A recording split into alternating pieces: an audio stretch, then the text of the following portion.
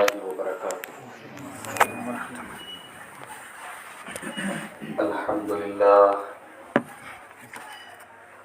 نحمده ونستعينه ونستغفره ونعوذ بالله من شرور أنفسنا ومن سيئات أعمالنا. من يهده الله فلا مضل له ومن يضلل فلا هادي له. وأشهد أن لا إله إلا الله وحده لا شريك له وأشهد أن محمدا عبده ورسوله. يا أيها الذين آمنوا اتقوا الله حق تقاته ولا تموتن إلا وأنتم مسلمون. يا أيها الناس اتقوا ربكم الذي خلقكم من نفس واحدة وخلق منها زوجها وبث منهما رجالا كثيرا ونساء. واتقوا الله الذي تساءلون به والأرحام إن الله كان عليكم رقيبا. يا أيها الذين آمنوا اتقوا الله وقولوا قولا سديدا يصلح لكم أعمالكم ويغفر لكم ذنوبكم ومن يطع الله ورسوله فقد فاز فوزا عظيما. أما بعد فإن خير الحديث كتاب الله وخير الهدي هدي محمد صلى الله عليه وسلم وشر الأمور محدثاتها وكل محدثة بدعة وكل بدعة ضلالة وكل ضلالة في النار. أعوذ بالله من الشيطان الرجيم.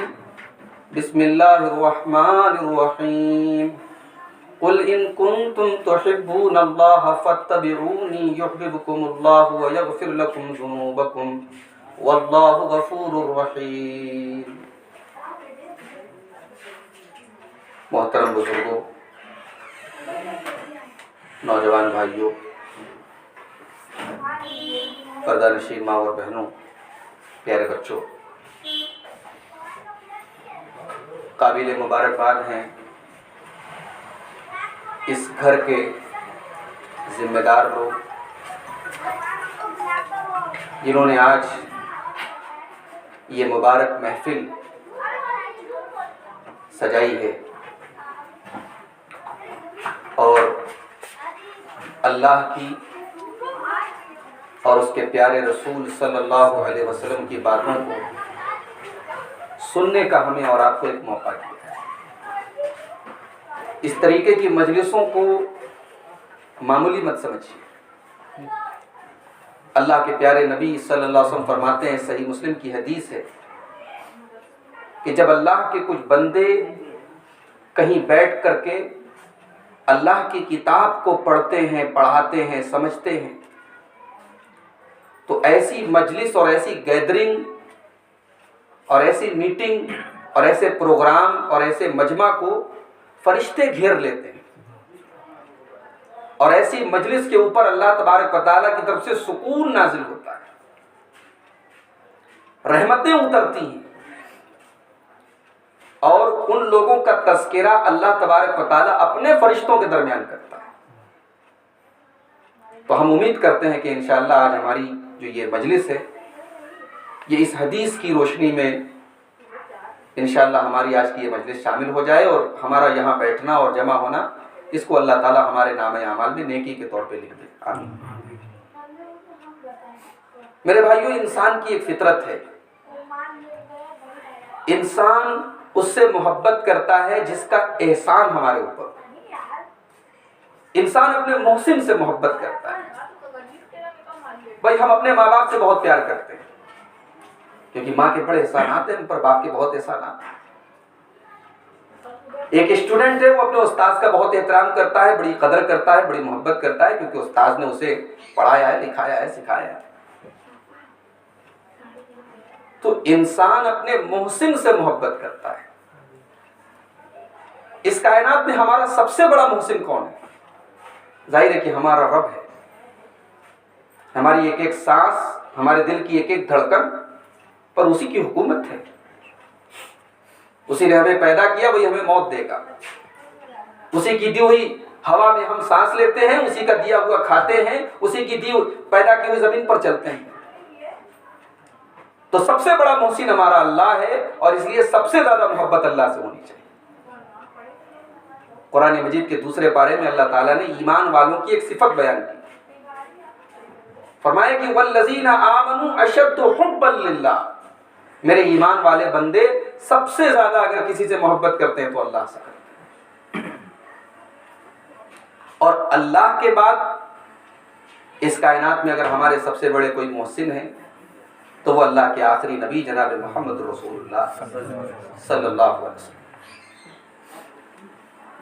اور آپ کا احسان سب سے بڑا اور سب سے عظیم احسان یہی ہے کہ آپ کا کلمہ پڑھے بغیر اور آپ سے اپنا تعلق جوڑے بغیر ہم جنت میں نہیں جا سکتے.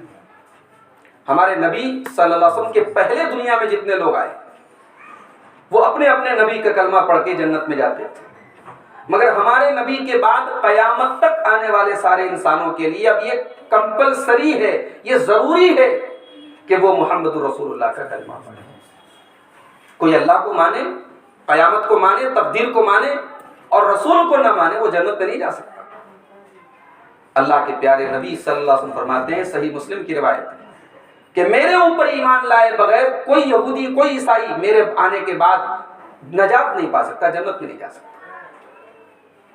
تو سب سے زیادہ ہمیں محبت اللہ سے ہونی چاہیے, اور پھر اللہ کے بعد جو دوسرا سب سے بڑا ہم پر احسان ہے اللہ کے رسول کا ہے, ان سے ہونی چاہیے. اب ایک سوال یہ پیدا ہوتا ہے کہ رسول سے ہمیں کتنی محبت ہونی چاہیے. اس سوال کا جواب دیتے ہوئے اللہ کے پیارے نبی فرماتے ہیں, بخاری اور مسلم کی روایت ہے, کہ لا یؤمن احدکم حتی اکون احب الیہ من والدہ وولدہ والناس اجمعین. تم میں سے کوئی آدمی ایمان والا نہیں بن سکتا, مومن نہیں بن سکتا جب تک اپنے باپ سے زیادہ, اپنی اولاد سے زیادہ اور تمام لوگوں سے زیادہ وہ مجھ سے محبت نہ کرے. باپ کا بھی ذکر کر دیا, اولاد کا بھی ذکر کر دیا, سارے لوگوں کا ذکر کر دیا. اب ایک چیز رہ گئی کہ کیا ہمیں اپنے نبی سے محبت اپنی جان سے بڑھ کے ہونی چاہیے؟ قرآن کریم میں اللہ نے اس کا بھی جواب دے دیا. سورہ احزاب کے اندر فرمایا النبی اولیٰ بالمؤمنین من انفسہم, نبی تو ایمان والوں کی جان سے بھی زیادہ ان کو محبوب ہونے چاہیے. یقیناً ہر مسلمان کے دل میں رسول کی محبت ہے اور ہونی چاہیے. یہ نبی کی محبت ہی ہے کہ نبی کی ادنا سے اگر کوئی گستاخی کرے تو مسلمان کا خون کھول اٹھتا ہے, ہم سڑکوں پر آ جاتے ہیں کہ ہمارے نبی کی توہین ہوئی ہے. ظاہر ہے کہ یہ محبت ہے. آج دنیا کے کروڑوں مسلمان اس نبی کا نام لیتے ہیں, اس نبی کے اوپر درود پڑھتے ہیں, اس نبی کا کلمہ پڑھتے ہیں, نمازوں میں اس نبی پر صلاۃ و سلام پڑھتے ہیں, تو وہ نبی ظاہر ہے کہ تمام ایمان والوں کے نزدیک سب سے محبوب ہے.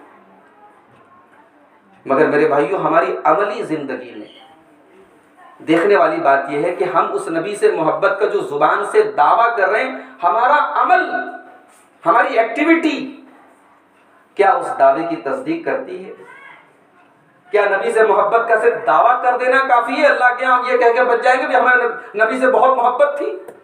جی نہیں, اللہ نے اپنے رسول سے محبت کی کسوٹی بتائی ہے قرآن کے اندر, سورہ آل عمران کے اندر. فرمایا قل ان کنتم تحبون اللہ فاتبعونی یحببکم اللہ. اے نبی آپ کہہ دیجئے کہ اگر تم اللہ سے محبت کرتے ہو تو میرے نبی کی اتباع کرو, میرے نبی کی پیروی کرو, میرے نبی کے نقش قدم پر چلو. یحببکم اللہ, اللہ بھی تم سے محبت کرے گا. بھئی آج دنیا میں محبت کی بڑی باتیں ہوتی ہیں, فلاں کو فلاں سے محبت ہے, فلاں کو فلاں سے محبت ہے. دنیا کی ساری محبتیں ایک طرف, اللہ کسی سے محبت کرنے لگے, ظاہر ہے کہ اس سے بڑھ کے کیا ہے؟ انسان اللہ کا محبوب بن جائے, اس سے بڑھ کے کیا ہے؟ مگر اللہ کا محبوب کیسے بنے گا؟ جب رسول کی اتباع کرے گا. جتنا جس قدر انسان اپنے نبی کی اتباع کرے گا اتنا زیادہ وہ رسول اللہ تبارک و تعالیٰ کا محبوب بنے گا. تو محبت رسول یہ دعوے کا نام نہیں ہے میرے بھائی, یہ اپنی زندگی کو رسول کی سنت کے مطابق ڈھالنے کا نام ہے. آئیے ایک آیت آپ کے سامنے پیش کرتا ہوں، سورہ توبہ کی آیت نمبر 24 ہے۔ اللہ تعالیٰ نے سورہ توبہ کی آیت نمبر 24 میں 8 چیزوں کا ذکر کیا ہے، اور اگر آپ غور کریں تو یہ وہ 8 چیزیں ہیں جو ہماری زندگی میں بڑی اہمیت رکھتی ہیں۔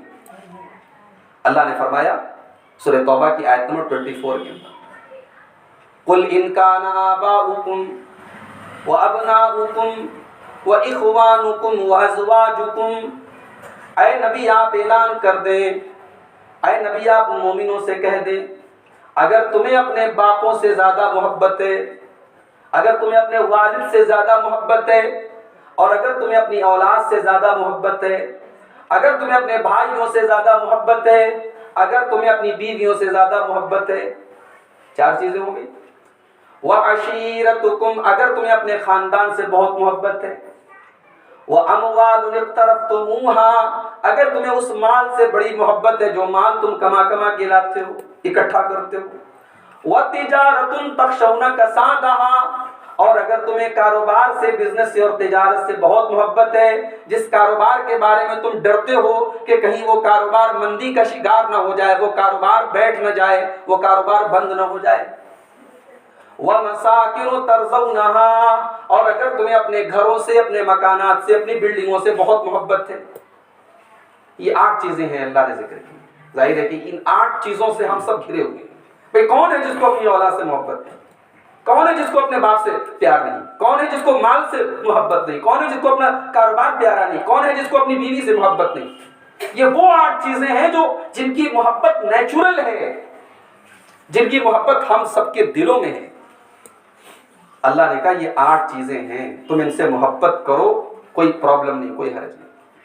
لیکن ایک بات یاد رکھو، احب الیکم من اللہ ورسولہ وجہاد فی سبیلہ، اگر ان 8 چیزوں کی محبت تمہیں اللہ سے بڑھ کر کے ہو جائے، اور اللہ کے رسول سے بڑھ کر کے ہو جائے، اور اللہ کی راہ میں جہاد سے بڑھ کر کے ہو جائے، فتربصوا، تو تم انتظار کرو، حتی یاتی اللہ بامرہ، یہاں تک کہ اللہ کا عذاب تمہارے اوپر آ جائے۔ گویا یہ 8 چیزیں ہماری زندگی میں جتنی امپورٹنٹ ہو، اللہ اور اس کے رسول سے امپورٹنٹ نہیں ہو سکتی، اور صحابہ نے یہی کر کے دکھایا ہے۔ عبداللہ ابن ابی ہے، بہت بڑا منافق ہے، نبی کا بہت بڑا دشمن ہے، نبی کے ساتھ بدتمیزی کرنے والا ہے، اور اس کا ایک بیٹا ہے، اس کا نام بھی عبداللہ ہے، وہ اللہ کے نبی کے سچے صحابی، بیٹا صحابی ہے، باپ منافق ہے، وہ منافقوں کا سردار ہے۔ ایک وقت ایسا آیا کہ عبداللہ ابن ابی نے اللہ کے رسول کی توہین کرتے ہوئے کہا، لَيُخْرِجَنَّ الْأَعَزُّ مِنْهَا الْأَذَلَّ، ہم جب مدینہ پہنچیں گے تو عزت والا ذلت والے کو نکال دے گا، جو عزت والا ہے، جو ریسپیکٹڈ ہے، وہ انسلٹڈ کو نکال دے گا، جس کی عزت ہے وہ ذلیل کو نکال دے گا۔ نعوذ باللہ، اس نے عزت والا اپنے آپ کو کہا اور ذلت والا ہمارے نبی کو کہا۔ بہت بڑی توہین تھی، بہت بڑی گستاخی تھی اللہ کے رسول کی۔ قرآن کریم نے اس کا یہ جملہ کوٹ کیا ہے سورہ منافقون کے اندر۔ عبداللہ ابن ابی کے بیٹے کو پتا چل گیا کہ میرے باپ نے ایسا جملہ کہا ہے۔ اس موقع پر جب عبداللہ ابن ابی نے یہ بات کہی تھی، وہ مدینہ میں نہیں تھا، مدینے کے باہر کی بات ہے۔ عبداللہ ابن ابی کا لڑکا مدینے کی بارڈر پر، مدینہ کی سرحد پر، مدینہ کے گیٹ پر کھڑا ہو گیا، اپنے باپ کا انتظار کیا، اور باپ آیا تو کہا کہ تو نے کیا کہا تھا کہ مدینہ سے عزت والا ذلت والے کو نکالے گا، تو نے میرے نبی کو نعوذ باللہ ذلت والا کہا ہے۔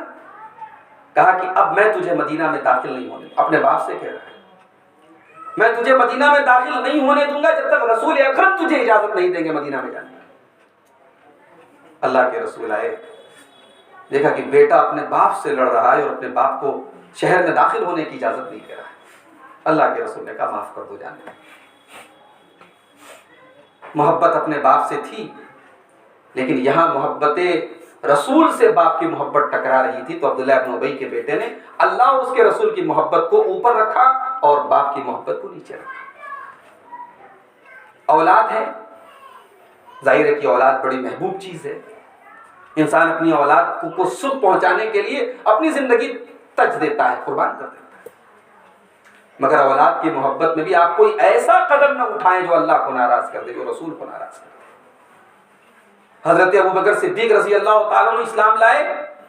ان کا ایک بیٹا تھا عبد الرحمن، وہ ابھی اسلام نہیں لائے، بعد میں اسلام لائے غزوہ بدر کے بعد.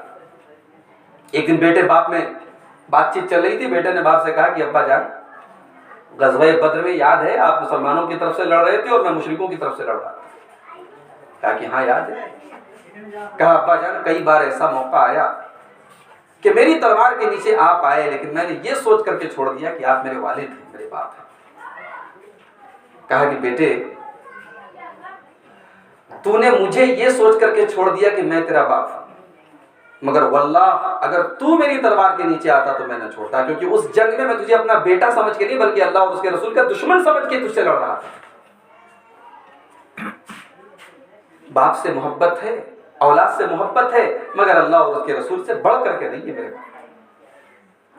حضرت مصعب ابن عمیر رضی اللہ تعالیٰ عنہ، یہ بھی نوجوان تھے. ہمارے نوجوان بھائی آج عبرت حاصل کریں، ہمارے نوجوانوں کی آج زندگیاں کہاں گزر رہی ہیں. کون سی بے حیائی ہے جو آج ہمارے نوجوانوں کے اندر نہیں پائی جا رہی؟ کون سی برائی ہے، نشے سے لے کے بدکاری تک، زناکاری سے لے کے شراب نوشی تک، کون سی ایسی برائی اور گندگی ہے جو آج مسلم سماج میں نہیں آ چکی؟ مصعب ابن عمیر بھی ایک نوجوان تھا میرے بھائی. اور اگر میں یہ جملہ استعمال کروں تو شاید برا نہیں ہوگا کہ بڑے فیشنیبل تھے حضرت مصعب ابن عمیر اسلام لانے کے پہلے.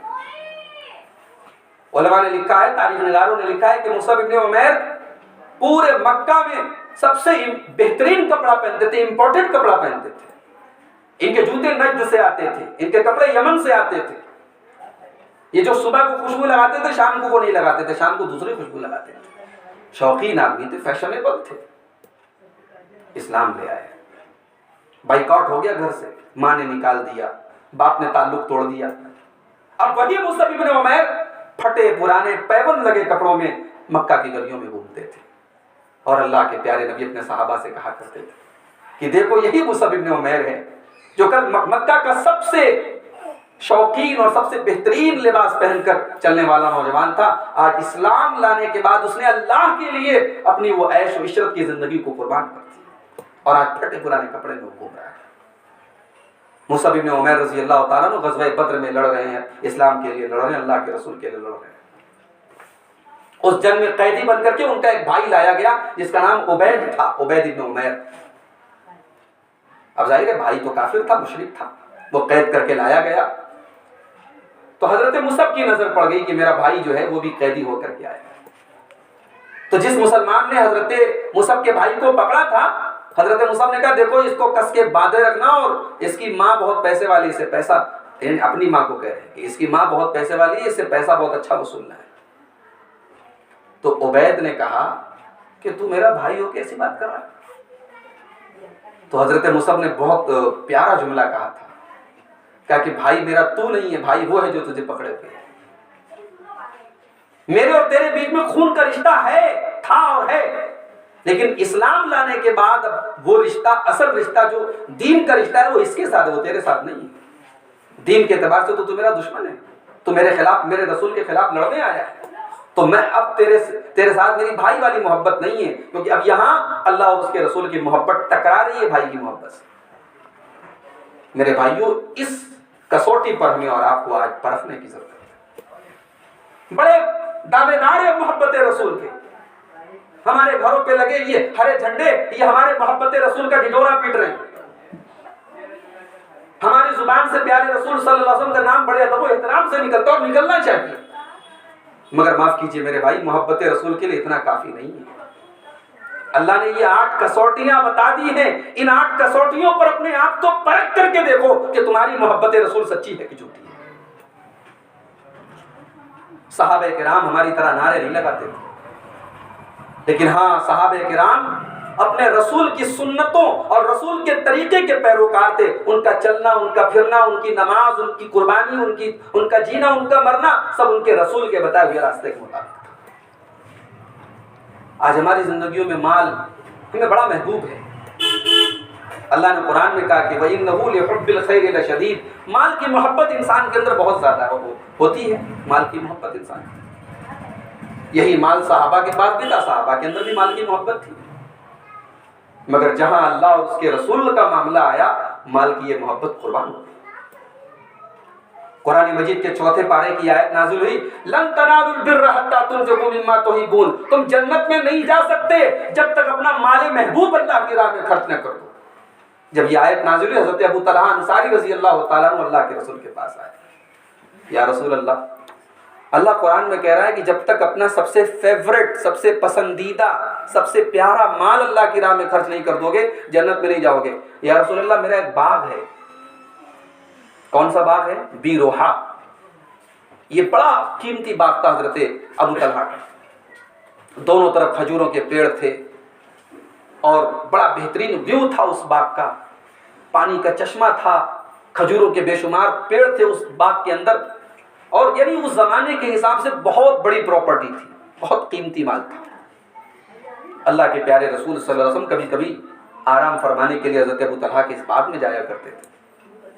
کہا اللہ کے نبی آپ گواہ رہیے، میں آپ سے وعدہ کرتا ہوں کہ وہ باغ میں اللہ کی راہ میں صدقہ کر رہا ہوں. اللہ کے نبی کو حیرت ہوئی. کہا ابو طلحہ کیا کہہ رہے ہو؟ ذالک مال رابح، وہ تو بڑا قیمتی مال ہے، بہت بڑا، بہت قیمتی اور بڑا جو ہے اس کی بڑی ویلیو ہے. کہا کہ ہاں اللہ کے نبی ویلیو بہت ہے، مگر اللہ نے کہہ دیا کہ لن تنالوا البر حتى تنفقوا مما تحبون. میں آج اس محبوب اپنے مال کو اللہ کی راہ میں، مال سے محبت ہے میرے بھائی، مگر اللہ سے بڑھ کے نہیں ہے، رسول سے بڑھ کے نہیں ہے. بزنس اور تجارت کا وہی معاملہ ہے. صحابہ کرام کیا بزنس نہیں کرتے تھے؟ سارے صحابہ پھٹے پرانے کپڑے نہیں پہنتے تھے، ان میں کروڑ پتی لوگ بھی تھے، ارب پتی لوگ بھی تھے. خوددار تھے، کبھی کسی کے آگے ہاتھ نہیں پھیلایا. مکہ سے ہجرت کر کے مدینہ پہنچے خالی ہاتھ. مدینہ کے انصاریوں نے، مدینہ کے صحابہ نے اپنے گھر پیش کیے، اپنی پراپرٹی پیش کی، مگر انہوں نے ٹھوکر مار دی. نہیں، ہمیں نہیں چاہیے، ہم اپنے دم خم پہ کھڑے ہوئے. حضرت عبد الرحمن بن عوف رضی اللہ تعالیٰ عنہ مہاجر صحابی مکہ سے ہجرت کر کے مدینہ پہنچے. بہت بڑا مسئلہ ہوتا ہے اگر کسی دیش کے لوگ دوسرے دیش میں چلے جائیں. آج کے دور میں بھی کوئی دیش دوسرے دیش کے ناگرکوں کو قبول نہیں کرتا ہے. اس کا اثر پڑتا ہے، اس دیش کی ارتھ ویوستھا پر اثر پڑتا ہے، اس دیش کی آبادی پر اثر پڑتا ہے. لیکن یہ انسانی تاریخ کا اکلوتا ریکارڈ ہے کہ جب مکہ کے یہ مہاجرین سینکڑوں کی تعداد میں جب مدینہ پہنچے تو مدینہ کے کسی ایک صحابی کی پیشانی پر بل نہیں آیا. یہ رسول کی تربیت کا اثر تھا. ایک صحابی کی پیشانی پر بل نہیں آیا، بلکہ کھلے دل کے ساتھ انہوں نے ویلکم کیا کہ آپ ہمارے نبی کے صحابہ ہیں، آپ ہمارے بھائی ہیں، ہمارے گھر آپ کے لیے کھلے ہوئے ہیں. نبی اکرم صلی اللہ علیہ وسلم نے کھڑے ہو کر کے ایک ایک صحابی کا نام لے کر کے کہا دیکھو یہ مکہ سے آئے ہیں، یہ مدینہ کے فلاں صحابی کے ساتھ میں ان کا بھائی چارہ کر رہا ہوں، اب یہ انہی کے گھر میں رہیں گے. میں ان کے لیے گھر کا بھی تو مسئلہ تھا جو آئے تھے. نبی نے نام لے لے کے سب کا بھائی چارہ کرا دیا. تو حضرت عبد الرحمن کا بھائی چارہ کس سے کرایا؟ حضرت سعد بن ربیع سے کرایا. یہ سعد بن ربیع کون تھے؟ یہ مدینہ کے کروڑ پتی آدمی تھے، بہت پیسہ تھا ان کے پاس. جب ان کو پتا چلا کہ اللہ کے نبی نے میرا بھائی چارہ حضرت عبد الرحمن سے کرایا ہے تو بخاری کی روایت ہے انہوں نے حضرت عبد الرحمن سے کہا کہ بھائی دیکھو میں انصاریوں میں مدینہ میں سب سے پیسے والا آدمی ہوں، بہت مال ہے میرے پاس، اور میں آپ سے وعدہ کرتا ہوں میں اپنے سارے مال کو 2 حصوں میں ڈیوائیڈ کر دیتا ہوں، آدھا آپ لے لیں، آدھا میں لے لیتا ہوں. اور میری بیویاں بھی ہیں، 2 سے زیادہ بیویاں ہیں میری، آپ دیکھ لیں میں کسی ایک کو طلاق دے دیتا ہوں، عدت گزارنے کے بعد آپ اس سے نکاح کر لیں، آپ کے رہنے کا، آپ کے شادی کا سارا مسئلہ میں اپنے ذمہ لے لیتا ہوں. غور کریں آپ، ایک انسان کو فری میں کروڑوں کی پراپرٹی مل رہی ہے، شادی بیاہ کا انتظام ہو رہا ہے. آج کے زمانے میں ہم کہہ سکتے ہیں بیٹھے بٹھائے کیریئر بن رہا ہے، فیوچر بن رہا ہے، مگر یہ کسی کا دیا ہوا مل رہا ہے. یہ جو خودداری ہوتی ہے اس کے تقاضے کے خلاف ہے کہ کسی کے دیے ہوئے پر ہم، کسی کے ٹکڑوں پر ہم پلیں، یہ خودداری کے تقاضے کے خلاف ہے. حضرت عبد الرحمن نے کہا میرے بھائی اللہ آپ کے مال میں برکت دے، آپ کی فیملی میں برکت دے، نہ مجھے آپ کا مال چاہیے نہ مجھے آپ کے فیملی سے کوئی مطلب ہے. میں تاجر آدمی ہوں، مکہ میں بزنس کرتا تھا، سب چھوڑ کے آیا ہوں، زیرو ہو کے آیا ہوں، یہاں بھی بزنس ہی کروں گا، آپ مجھے مارکیٹ کا راستہ بتا دیں. حضرت سعد بن ربیع نے کہا کہ مارکیٹ تو ہے یہاں پہ، لیکن اس مارکیٹ میں یہودیوں کا ہولڈ ہے، یہودیوں کا قبضہ ہے کہ آپ کریں گے وہاں بزنس، کہاں کریں گے؟ آج ہندوستان میں ہمارے سامنے بہت سارے مسائل ہیں، اس میں سے ایک بہت بڑا مسئلہ یہ بھی ہے کہ جب تک ہم اکانومی میں مضبوط نہیں ہوں گے، اکنامیکلی مضبوط نہیں ہوں گے، ہندوستان کے مسائل میں ہم نہیں حل کر سکتے، یہاں ہمارا کوئی فیوچر نہیں ہے۔ پھر پولیٹیکلی ہم کم تھے، کم ہیں اور رہیں گے کم، اللہ ہے کہ اللہ تعالیٰ کوئی اپنی قدرت کا اظہار کر دے۔ تو اکنامیکلی ہمیں مضبوط ہونا پڑے گا۔ حضرت سعد بن ربیع نے کہا مارکیٹیں یہودیوں کے ہولڈ میں ہیں، آپ وہاں بزنس کریں گے، کہاں کریں گے؟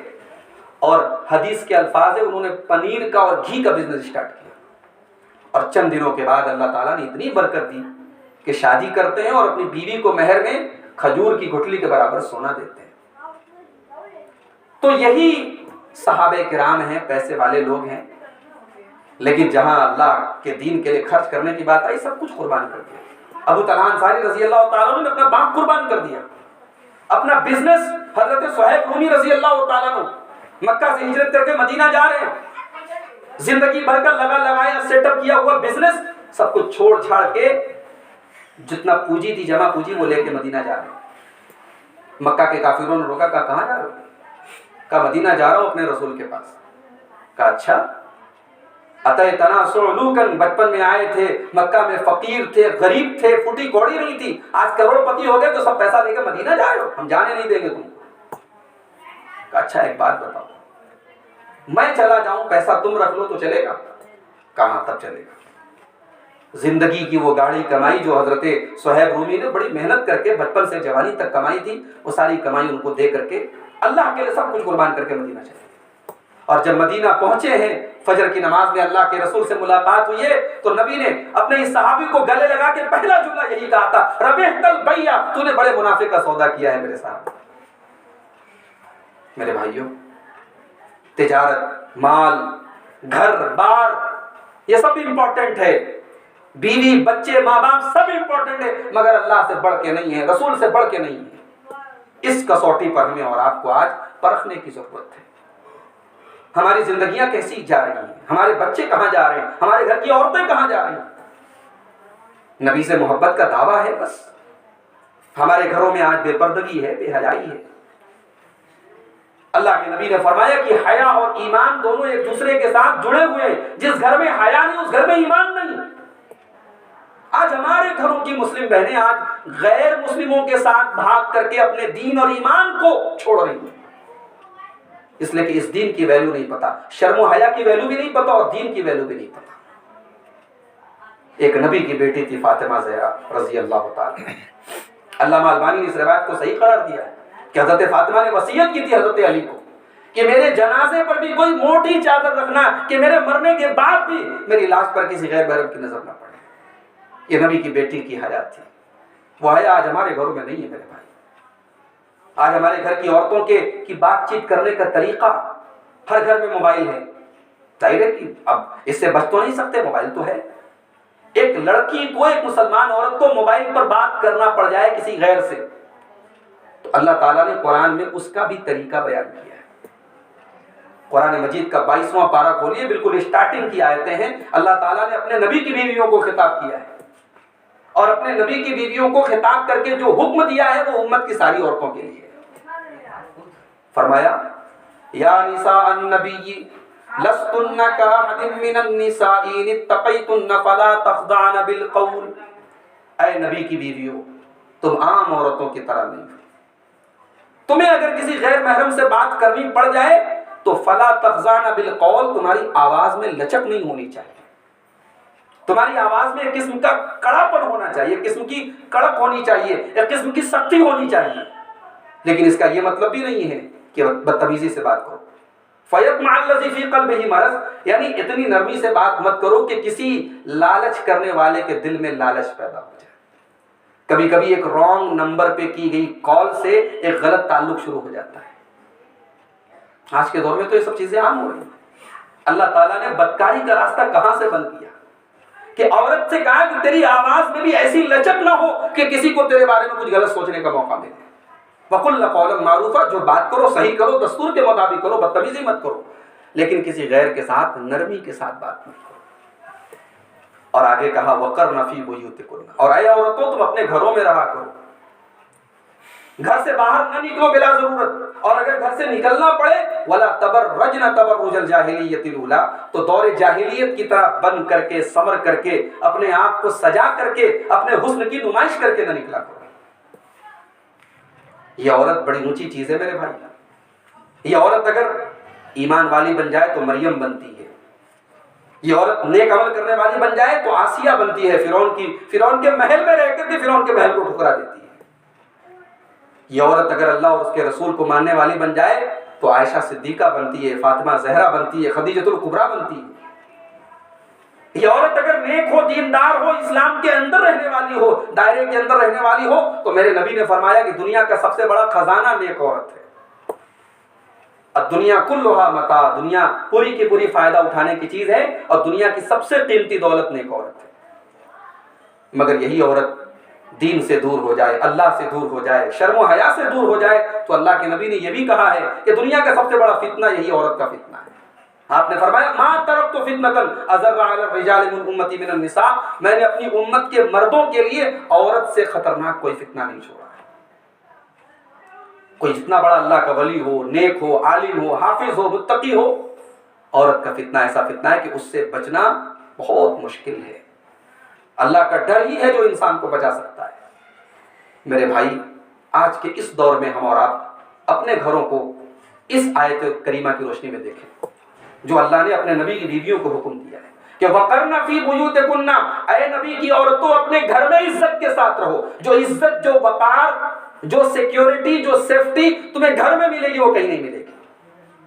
اور اسی حدیث کی روشنی میں علماء نے کہا ہے کہ عورت کے لیے جاب کرنا مناسب نہیں ہے، گھر سے باہر نکل کے جانا، ہاں جب ضرورت اور حالات ایسے آ جائیں، بھئی بیوہ ہو گئی، چھوٹے چھوٹے بچے ہیں، گھر میں کمانے والا کوئی نہیں، یا ایسے حالات بن گئے کہ اب اس کے کام کیے بغیر گھر کا گزارا نہیں چل رہا ہے، تو وہاں پر بھی شرط ہے کہ وہ جائز کام کرے اور پردے کے حد میں رہ کے، شریعت کی حد میں رہ کے کام کرے، کہ کسی غیر محرم کے ساتھ اس میں جو ہے کسی قسم کا معاملہ ہو۔ تو گھروں میں عزت کے ساتھ رہو اور دور جاہلیت کی طرح بناؤ سنگار مت کرو۔ اور آگے کہا وَأَقِمْنَ الصَّلَاةَ، نماز قائم کرو۔ اے عورتوں نماز قائم کرو۔ آج 5 ٹائم کی اذان ہو رہی ہے، ہم اپنے گھروں میں بیٹھے ہوئے میرے بھائی، مسجد میں ایک سب مشکل سے ہو رہی ہے، اور فجر کی نماز میں تو 3-4 بیچارے بوڑھے اور بزرگ حضرات، ان سے مسجدیں قائم ہیں۔ محبت رسول کا دعویٰ تو سب کرتے، نوجوان تو سب سے زیادہ کرتا ہے، یہ دعویٰ خالی کرنے کے لیے؟ محبت ہے رسول سے تو رسول کو اللہ نے وہ نماز جو معراج پہ آسمان، 7 آسمان کے اوپر دی گئی ہے، وہ نماز، حج زمین پہ فرض ہوا، روزہ زمین پہ فرض ہوا، زکوٰۃ زمین پہ فرض ہوئی، لیکن یہ نماز ایک لوتی عبادت ہے جو 7 آسمان کے اوپر فرض ہے۔ اور یہ نماز وہ عبادت ہے میرے بھائی کہ ہمارے نبی کی آنکھوں کی ٹھنڈک ہے۔ یہ نماز وہ عبادت ہے کہ اگر ایک ٹائم کی نماز بھی میرے نبی کی چھوٹتی تھی، ایسے تو چھوٹتی نہیں تھی، لیکن کسی مجبوری کی وجہ سے اگر کبھی میرے نبی کی کوئی ایک نماز قضا ہوئی ہے تو میرے نبی بد دعا نہیں کرتے تھے، آپ نے بد دعا کی جس کی وجہ سے نماز قضا ہوئی۔ غزوہ خندق کے موقع پہ دشمنوں سے مقابلہ ہو رہا تھا، عصر کی نماز قضا ہو گئی اللہ کے رسول کی، صحابہ کی، سورج ڈوب گیا، مغرب کا ٹائم ہو گیا، عصر کی نماز نہیں پڑھ سکے۔ جب جنگ ختم ہو گئی، حضرت بلال کو اللہ کے رسول نے حکم دیا بلال اذان دو، اذان ہوئی، آپ نے عصر پڑھی، پھر مغرب پڑھی، اور آپ نے بڑا خطرناک جملہ استعمال کیا، کہا ملا اللہ بیوتہم وقلوبہم نارا وقبورہم نارا، اللہ ان کی قبروں کو اور ان کے گھروں کو آگ سے بھر دے، شغلونا عن الصلاۃ الوسطیٰ، ان کی وجہ سے ہماری عصر کی نماز چھوٹ گئی۔ ہم رسول سے محبت کا دعویٰ کرتے اور نماز سے دور ہیں، ہم رسول سے محبت کا دعویٰ کرتے اور رسول کی آخری وصیت، اللہ کے نبی صلی اللہ علیہ وسلم اپنی وفات سے پہلے، دنیا سے تشریف لے جانے سے پہلے جو آپ نے آخری وصیتیں کی تھی، اس میں ایک وصیت یہ بھی کی تھی الصلاۃ وما ملکت ایمانکم، اے لوگوں نماز قائم کرو، اے لوگوں نماز قائم کرو، اپنے غلاموں کا، اپنے ماتحتوں کا، اپنے بال بچوں کا خیال رکھو۔ یہ نبی کی آخری وصیت تھی۔ بھئی ایک بیٹا اپنے باپ کی وصیت جو ہے وہ زندگی بھر فالو کرتا ہے کہ مجھے اپنے باپ سے بڑی محبت ہے، میرے باپ نے یہ وصیت کی۔ آپ رسول سے محبت کرتے ہیں اور نماز سے دور ہیں۔ تو میرے بھائیوں، ہمیں اور آپ کو محبت رسول کے اس پہلو پر غور کرنے کی ضرورت ہے۔ اقیمنا الصلاۃ، اے مسلمان عورتوں نماز قائم کرو۔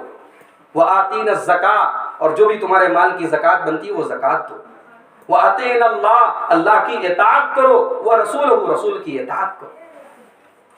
ہمیں غور کرنا چاہیے، ہم جو کام کر رہے ہیں، دین سے ریلیٹڈ بھی کوئی کام کر رہے ہیں جس کو سماج میں دین کے نام پر کیا جا رہا ہے، وہ کام اللہ نے اور اس کے رسول نے بتایا ہے کہ نہیں بتایا؟ اگر وہ کام اللہ اور اس کے رسول کا بتایا ہوا نہیں ہے، ساری دنیا کہے وہ دین ہے، میرے رب کی نظر میں وہ دین نہیں ہے۔ میرے رب کی نظر میں دین وہ ہے جو نبی لے کر کے آئے ہیں، جو اللہ نے قرآن میں نازل کیا ہے اور جو نبی نے اپنی حدیث میں بتایا ہے۔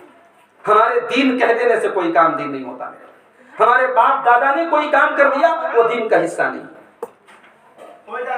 دین وہ ہے جو اللہ نے اور اس کے رسول نے نازل کیا ہے۔ تو اللہ کی اطاعت کرو اور رسول کی اطاعت۔ اور آگے بڑی پیاری بات کہی عورتوں کو خطاب کر کے اللہ نے، وَاذْكُرْنَ مَا يُتْلَى فِي بُيُوتِكُنَّ مِنْ آيَاتِ اللَّهِ، اے نبی کی عورتوں، تمہارے گھروں میں جو قرآن پڑھا جاتا ہے اس قرآن کو یاد کرو۔ آج اپنے گھر کی عورتوں سے پوچھ لیں آپ، کس کو قرآن کی صورتیں یاد ہیں؟ چھوٹی چھوٹی صورتیں شاید یاد ہوں، سورہ یاسین، سورہ ملک، سورہ رحمان، قرآن کی عظیم صورتیں کس کو یاد ہیں میرے بھائی؟ اللہ اپنے نبی کی عورتوں سے کہہ رہا ہے تمہارے گھروں میں جو قرآن پڑھا جاتا ہے، یعنی ایسا ماحول ہونا چاہیے گھر کا کہ روزانہ تھوڑا ہی تھوڑا قرآن ضرور پڑھا جانا چاہیے۔ آج افسوس کی بات ہے، ہمارے گھروں کی شروعات کس سے ہو رہی ہے؟ صبح اٹھتے ہی سب سے پہلے موبائل کھلتا ہے، واٹس ایپ پر کتنے میسج آئے، انسٹاگرام پر جو فوٹو ڈالا تھا کتنے لائک ملے، کتنے ہمارے فیس بک پر ہم نے جو پوسٹ کیا تو اس پر کتنے کمنٹ آئے۔ دن کی شروعات موبائل سے اور دن کا خاتمہ رات میں بستر پہ سوتے ہیں تب بھی ہمارے کروٹ کے تلے موبائل ہوتا ہے۔ یہ ہماری زندگی کا حال ہے میرے بھائی۔ ہماری اس 24 گھنٹے کی زندگی میں قرآن کے لیے کوئی جگہ نہیں، اللہ کے ذکر کے لیے کوئی جگہ نہیں۔ یاد رکھو ہماری زندگی میں جو پرابلمز ہیں، جو مسائل ہیں، جو سمسیائیں ہیں، گھروں سے جو برکتیں، اللہ کی رحمتیں روٹ گئی ہیں، اس کی ایک وجہ یہ بھی ہے کہ آج اللہ کا ذکر ہماری زندگی سے نکل چکا ہے۔ 24 گھنٹے میں کتنی بار اللہ کا نام لیتے میرے بھائی؟ اللہ نے قرآن میں کہا سورہ طٰہٰ کے اندر، وَمَنْ أَعْرَضَ عَنْ ذِكْرِي فَإِنَّ لَهُ مَعِيشَةً ضَنْكًا، جو میرے ذکر سے منہ موڑے گا ہم اس کی زندگی کو پرابلم سے بھر دیں گے، اس کی زندگی کو تنگ بنا دیں گے۔ تو اللہ اپنے نبی کی بیویوں سے کہہ رہا ہے کہ تمہارے گھروں میں جو قرآن پڑھا جاتا ہے، گھر کی کوئی بڑی بوڑھی عورت ہو، کوئی پڑھی لکھی عورت ہو، کوئی لڑکی ہو، وہ بیٹھ کے قرآن کی 3 آیتیں صحیح، یہ اپنے گھر میں ہم یہ ماحول بنا سکتے ہیں، بہت مشکل نہیں ہے کہ گھر میں روزانہ 3 ہی آیتیں صحیح کوئی ایک عورت پڑھ لے اور باقی عورتیں سن لیں۔ آپ نے ایک دن میں 3 آیت پڑھی، 10 دن میں 30 آیتیں ہو گئی، ایک مہینے میں 90 آیتیں ہو گئی، سال بھر میں سینکڑوں آیتیں ہو گئی۔ یہ ایک ایک آیتیں، 3 آیتیں جو گھر کے لوگ سنیں گے، سمجھیں گے، اس سے گھر میں رحمت آئے گی، برکت آئے گی، اور شاید اللہ اس میں سے کسی ایک کو اگر عمل کا جذبہ دے دے اور ان آیتوں پر عمل ہو جائے تو زندگی شاید سمجھ جائے گا۔ تو اللہ نے کہا تمہارے گھروں میں قرآن پڑھا جاتا ہے اس کو یاد کرو، والحکمہ، اور نبی کی جو حدیث پڑھی جاتی ہے، اس کا مطلب یہ ہوا کہ گھر میں قرآن بھی لا کے رکھو اور 1-2 حدیث کی کتابیں بھی لا کے رکھو۔ اللہ کے رسول کی حدیثوں پر بڑی پیاری پیاری کتابیں مارکیٹ میں موجود ہیں۔ ان حدیث کی کتابیں، مختصر کتابیں لا کے آپ رکھیں۔ امام بخاری کی کتاب ہے الادب المفرد، اس میں انہوں نے آداب کی حدیثوں کو جمع کیا ہے۔ سونے کے کیا آداب ہیں، کھانے کے کیا آداب ہیں، پانی پینے کے کیا آداب ہیں، چلنے پھرنے کے کیا آداب ہیں، کہیں دعوت میں گئے تو کیا بولنا چاہیے، کسی کو نکاح کی مبارکباد دینی ہو تو کیا بولنا چاہیے، پڑوسی کے کیا حقوق ہیں، ماں باپ کے کیا حقوق ہیں، اولاد کے کیا حقوق ہیں، یہ موٹی موٹی باتیں ہیں۔ الادب المفرد کی حدیث کی کتاب ہے، اس کو لا کے رکھتے ہیں آپ۔ تھوڑا تھوڑا گھر میں بچیاں ہیں، بچے ہیں، پڑھیں۔ یہ قرآن کہہ رہا ہے کہ تمہارے گھروں میں جو قرآن پڑھا جاتا ہے اور جو حدیث پڑھی جاتی ہے اس کو یاد کرو۔ وَاذْكُرْنَ مَا يُتْلَى فِي بُيُوتِكُنَّ مِنْ آيَاتِ اللَّهِ وَالْحِكْمَةِ، اے مسلمان عورتوں، تمہارے گھروں میں جو قرآن و سنت پڑھا جاتا ہے اس کو یاد کرو۔ ان اللہ کان لطیفا خبیرا، اللہ بڑا باریک بین ہے اور بڑی خبر رکھنے والا ہے۔ تو میرے بھائیوں میں بات جہاں سے میں نے شروع کی تھی کہ محبت رسول کا دعویٰ، یہ دعویٰ ہی رہے گا جب تک اللہ کی بتائی ہوئی کسوٹی پر ایک کھرا نہیں اترے گا۔ قل ان کنتم تحبون اللہ فاتبعونی، اے نبی آپ کہہ دیجئے اللہ اور رسول سے محبت کا دعویٰ کرتے ہو تو رسول کی اتباع کرو۔ اور یہی میرا ایک جملہ نوٹ کر لیجئے، ہم کسی کے بارے میں اگر یہ سوچتے ہیں کہ بھئی وہ اللہ کا بڑا محبوب بندہ ہے، بڑا نیک ہے، اللہ کا ولی ہے، تو قرآن کی اس آیت کی کسوٹی میں اس کو پرکھ کر کے دیکھو۔ اگر کوئی اللہ کا نیک بندہ ہے تو اس کی زندگی رسول اکرم کی سنت کے مطابق ہو۔ جو جتنا رسول کی سنت پر چلے گا اتنا وہ اللہ کے قریب ہوگا۔ کوئی نماز چھوڑ کے اللہ کا ولی نہیں بن سکتا میرے بھائی۔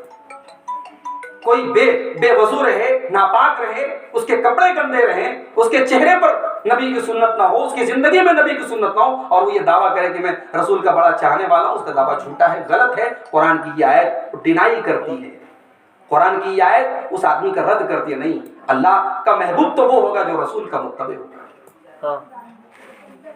ایک صحابی اللہ کے رسول کے پاس آیا، یا رسول اللہ میں آپ سے بہت محبت کرتا ہوں، اتنی محبت کرتا ہوں کہ آپ کی یاد آتی ہے تو برداشت نہیں ہوتا، صبر نہیں ہوتا، میں جب تک آپ کی مجلس میں نہ آ جاؤں، آپ کا دیدار نہ کروں، مجھے چین نہیں ہوتا۔ لیکن اے اللہ کے نبی، آج میں ایک مسئلہ لے کر کے آیا ہوں، یہ بتائیے کہ جب میں دنیا سے چلا جاؤں گا اور آپ بھی اللہ کو پیارے ہو جائیں گے تو آپ تو جنت میں نبیوں کے ساتھ ہوں گے، اور میں اگر جنت میں گیا بھی تو عام مسلمانوں کے ساتھ رہوں گا۔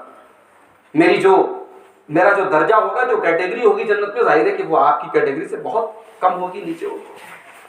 تو یا رسول اللہ، جنت میں آپ کا دیدار اگر کرنا چاہوں گا تو کیسے کروں گا؟ اللہ اکبر۔ یہ طبرانی کی صحیح روایت ہے۔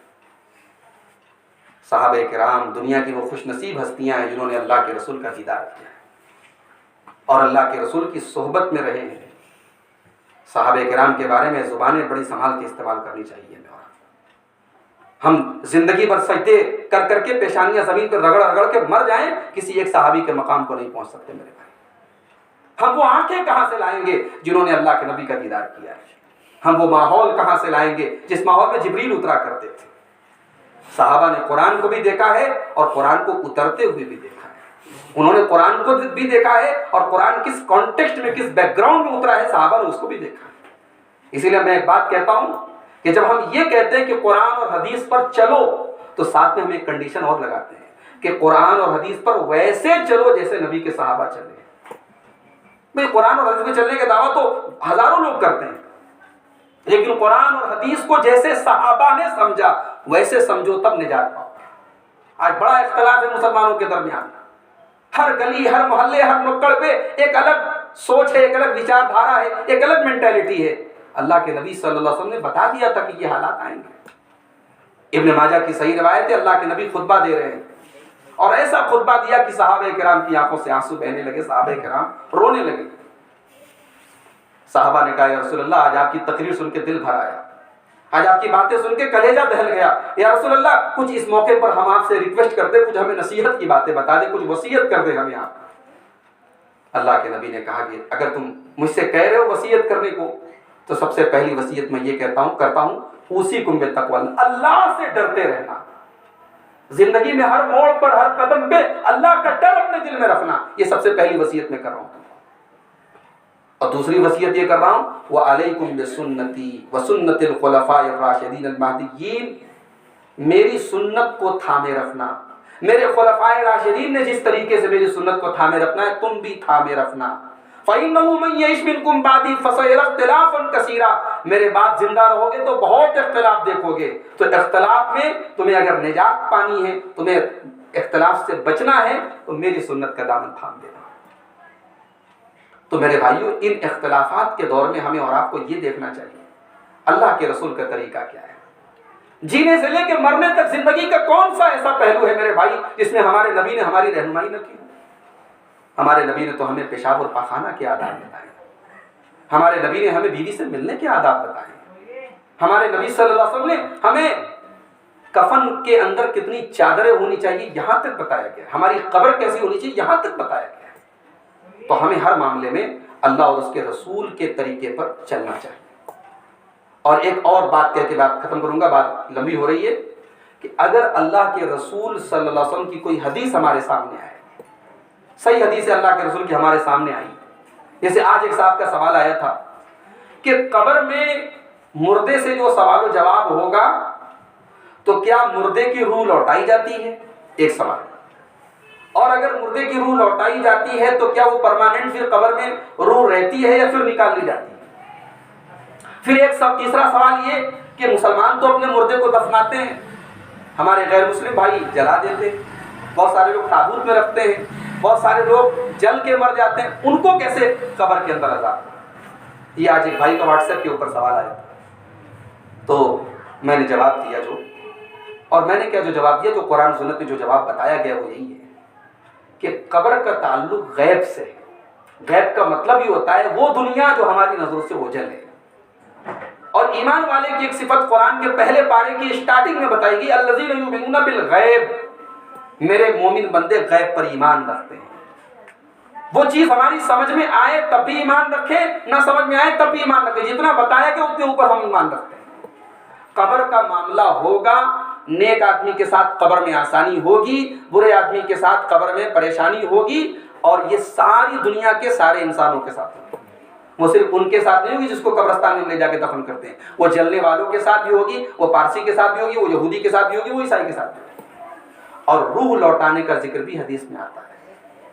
اللہ کے رسول صلی اللہ علیہ وسلم فرماتے ہیں کہ جب میت قبر میں دفنائی جاتی ہے تو روح لوٹائی جاتی ہے، سوال و جواب شروع ہوتا ہے۔ اس کا مطلب یہ ہوا کہ قبر میں جو تکلیف ہوتی ہے یا جو آرام ملتا ہے اس کا احساس باڈی کو بھی ہوتا ہے، روح کو بھی ہوتا ہے۔ قبر میں ایک قسم کی زندگی ہے، اس کو ہم برزخی زندگی کہتے ہیں، مگر وہ زندگی ایک الگ زندگی ہے، وہ دنیا کی زندگی کی طرح نہیں ہے کہ جیسے دنیا میں ہم چلتے پھرتے کھاتے پیتے، قبر میں بھی ایسا معاملہ نہیں ہے۔ سمجھ رہے ہیں؟ تو اللہ کے اور اس کے رسول کی بات آ جائے تو ہم آمنا اور صدق نہ کرتے، ہم نے مان لیا، ہم نے سن لیا۔ رسول کی صحیح حدیث آنے کے بعد بہانہ نہیں چلے گا، اگر مگر ایسا ہے ویسا ہے، یہ نہیں چلے گا۔ رسول کی حدیث آنے کے بعد، رسول کی سنت آنے کے بعد ایک ایمان والے کی شان تو یہی ہے جو اللہ نے سورہ نور کے اندر بیان کی، انما کان قول المؤمنین اذا دعوا الی اللہ ورسولہ لیحکم بینہم ان یقولوا سمعنا واطعنا، کہ ایک مومن کے سامنے، ایک مسلمان کے سامنے اللہ کا فیصلہ آ جائے، رسول کا فیصلہ آ جائے تو مومن کی زبان سے بس ایک جملہ نکلنا چاہیے، سمعنا واطعنا، ہم نے سن لیا اور ہم نے مان لیا۔ یہ ہماری شان ہونی چاہیے۔ اللہ کے رسول کا، اللہ اور اس کے رسول کا حکم آنے کے بعد آپشن نہیں ہے، چاہو تو کر لو چاہو تو مت کرو۔ وما كان لمؤمن ولا مؤمنة اذا قضى الله ورسوله ان يكون لهم الخيرة من امرهم، اللہ نے سورہ احزاب کے اندر فرمایا کہ کسی مومن مرد کے پاس اور کسی مومن عورت کے پاس اللہ اور اس کے رسول کا فیصلہ آ جائے، حکم آ جائے تو چوائس نہیں رہتی کہ چاہو تو کر لو، رسول کا حکم آ گیا تو کرنا ہے، چوائس نہیں ہے، آپشن نہیں ہے۔ اس پر ہمیں اور آپ کو غور کرنے کی ضرورت ہے۔ آج 14 فروری ہے، یوم بے حیائی ہے، آج منایا جا رہا ہے، یوم بدکاری آج منایا جا رہا ہے، پوری دنیا میں جس کو یوم محبت کہا جاتا ہے۔ اور آج افسوس کی بات یہ ہے کہ اب مسلم سوسائٹی کے اندر بھی یہ چیزیں آ رہی ہیں۔ یہ جو بے حیائیاں تھی بڑے شہروں میں تھی، ایک خاص طبقے تک تھی، اب ہمارے بنارس جیسے شہر میں بھی اور ہماری مسلم سماج کے اندر ہمارے نوجوان لڑکے لڑکیاں بھی ملوث ہیں۔ بڑا اچھا جملہ میں نے کہیں فیس بک کے اوپر یا کہیں سوشل میڈیا میں ہی پڑھا تھا کہ کسی لڑکی نے اپنے باپ سے پوچھا تھا کہ ابا مجھے اپنے جسم کا کون سا حصہ غیر محرم سے چھپانا چاہیے، کون سے حصے کا پردہ کرنا چاہیے؟ تو باپ نے جواب دیا تھا کہ جس حصے پر تم جہنم کی آگ برداشت کر لو اس حصے کو تم دکھا سکتے ہو۔ دنیا کی آگ ہم برداشت نہیں کر سکتے میرے بھائی، اس دنیا کی آگ سے 70% زیادہ خطرناک آگ ہوگی جہنم کی آگ۔ اس جہنم کی آگ میں ہمارے بچے جلیں اور ہم آرام سے رہیں، ہماری بیٹیاں جلیں اور ہم چین سے بیٹھیں۔ ہم اپنے بچوں کو، اپنی بیٹیوں کو دنیا میں ذرا سی تکلیف میں نہیں دیکھ سکتے۔ ایک باپ کو اگر بتا دیا جائے کہ آپ کے بیٹے کا ایکسیڈنٹ ہو گیا، آپ کی بیٹی گھر میں آگ لگی، بیٹی جل رہی ہے، تو باپ تو بیچارہ جو ہے وہ پریشان ہو جائے گا۔ اللہ نے قرآن میں کہا یا ایھا الذین آمنوا قوا انفسکم واہلیکم نارا، اے ایمان والو اپنے آپ کو اور اپنے گھر والوں کو جہنم کی آگ سے بچاؤ۔ میرے بھائیو، ہمیں رسول سے محبت ہے تو رسول کی بتائی ہوئی یہ تعلیم بھی ہمیں اپنے سامنے رکھنی چاہیے کہ ہم دیکھیں کہ ہمارے بچے کہیں جہنم کی آگ میں تو نہیں چل رہے۔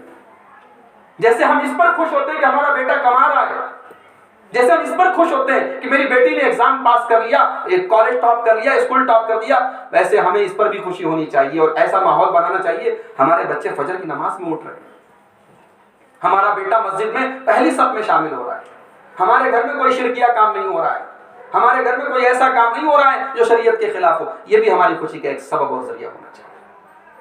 اللہ سے دعا ہے رب العالمین ہمیں ان باتوں پر عمل کرنے کی توفیق عطا فرمائے. رب العالمین صحیح معنوں میں رسول سے محبت کرنے والا ہمیں بنا دے. اللہ کے رسول صلی اللہ علیہ وسلم کی جو صحیح محبت ہے، سچی محبت ہے. یہاں ایک بات اور بھی نوٹ کے طور پہ کہنا چاہوں گا کہ محبت رسول کا قطعاً یہ مطلب نہیں ہے میرے بھائی کہ ہم رسول کی تعظیم میں وہ غلو کریں جو عیسائیوں نے کیا تھا.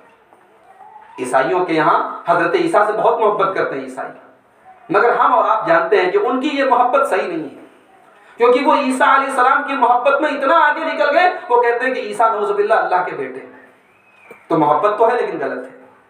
ہم اللہ کے پیارے رسول صلی اللہ علیہ وسلم کو ساری دنیا کے اللہ کے سارے بندوں میں سب سے عظیم مانتے ہیں، سب سے محبوب مانتے ہیں، مگر ان کو اللہ کے مقام تک پہنچانے کو غلط مانتے ہیں. یہ رسول کی محبت نہیں ہے. یہ رسول کی محبت میں وہ غلو ہے اور وہ حد سے نکلنا ہے جس سے اللہ نے قرآن میں منع کیا. تو اللہ ہمیں اپنے رسول سے صحیح، سچی اور خالص محبت کرنے کی توفیق عطا فرمائے. اللہ کے رسول سے، اللہ کے رسول کے صحابہ سے، اللہ کے رسول کے اہل بیت سے اور تمام ائمہ کرام سے رب العالمین ہمیں صحیح اور سچی محبت کرنے کی توفیق عطا فرمائے.